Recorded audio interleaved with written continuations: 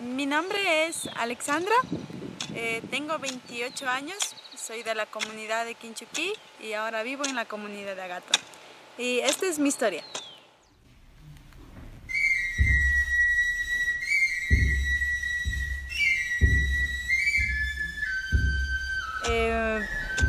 Toda mi niñez la viví con mi madre en mi comunidad, pero mi padre viajaba mucho para trabajar comerciando con las artesanías de la comunidad. Había un conflicto un poco con mi madre, porque mi madre en su niñez tuvo muchos problemas por el idioma quichua que ella vivía. Entonces, esa experiencia para mi madre hizo que para mí ella necesite que yo hablara más español y yo no hablara quichua. Entonces mi madre siempre decía, tienes que hablar español, muy bien, tienes que leer, muy bien, tienes que escribir, muy bien. Entonces si yo hablaba algo de quichua, ella decía, oh, primero español. Entendía muy bien el quichua, porque escuchaba en todas partes, pero cuando quería hablar no podía, porque había esta forma en la que me detenían a hablarlo. Entonces, cuando tenía 15 años, tuve que viajar y trabajar para poder pagar mis estudios. Es un poco complicado aquí trabajar y estudiar, porque no había trabajo en los campos o no generaba economía. Entonces yo quería ayudar a mi familia y salí a la ciudad. Y para mi sorpresa, en la ciudad, muchos de mis compañeros indígenas hablaban solo quichua. Entonces era muy complicado para mí porque ellos necesitaban comunicarse en su idioma y yo solo entendía y quería hablar y no podía comunicarme. Entonces, con el tiempo, después de un año, hablaba perfectamente quichua y regresé. Y mi madre, le hablaba en quichua a mi madre y empecé a hablar en quichua con mi mamá. Ella decía, ¿aprendiste? Y dije, sí, aprendí quichua porque me enseñaste, aunque no querías, lo aprendí cuando tú hablabas. Y aprendí a usarlo cuando estuve fuera porque necesitaba. Entonces, la raíz de que mi madre no quería que hablara quichua era porque tuvo mucho maltrato en el pasado. Y por esa situación había mucho conflicto en mi vida. O sea, si mi idioma es bueno, mi cultura es buena, o la cultura occidental es buena, el español es bueno.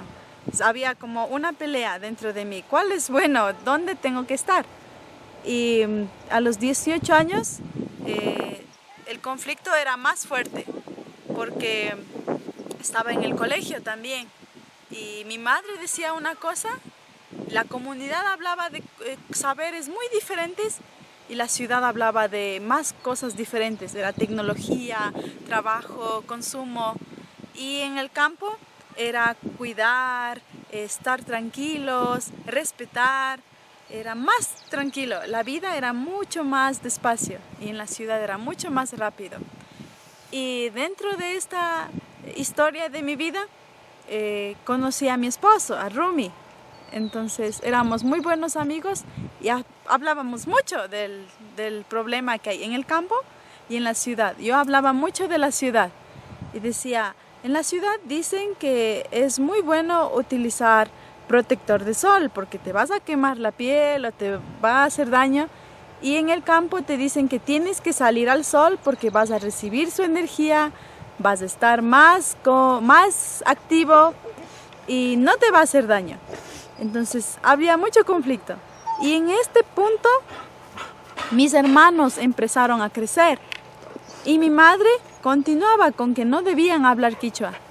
Pero yo me di cuenta que si el idioma se va a morir, toda una cultura de mi familia iba a morir. Y yo le dije a mi madre, no podemos permitir que los niños no dejen de hablar quichua. Y vamos a continuar hablando en quichua y hablando en español. Los dos son necesarios.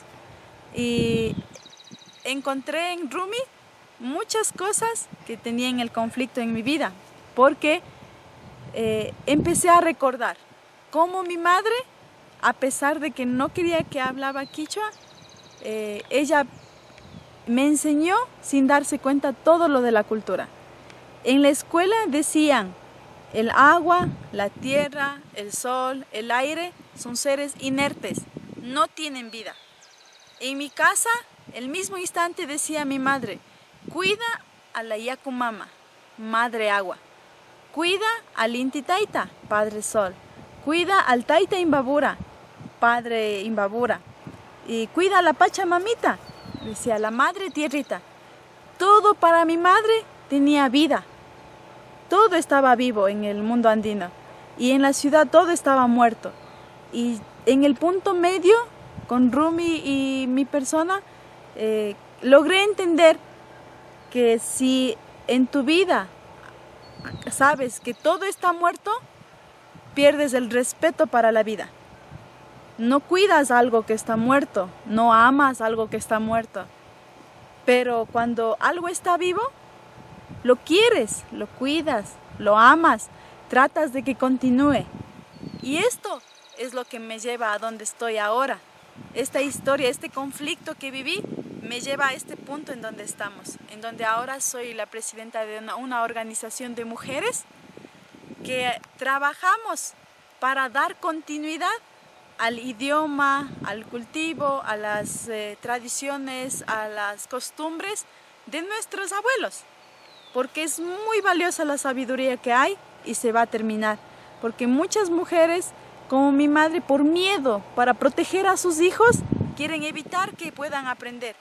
Pero el objetivo de la organización ha sido enseñar a nuestras mujeres que son muy valiosos todos sus conocimientos, todos sus saberes, y que es tan importante poder transmitirlo a sus hijos.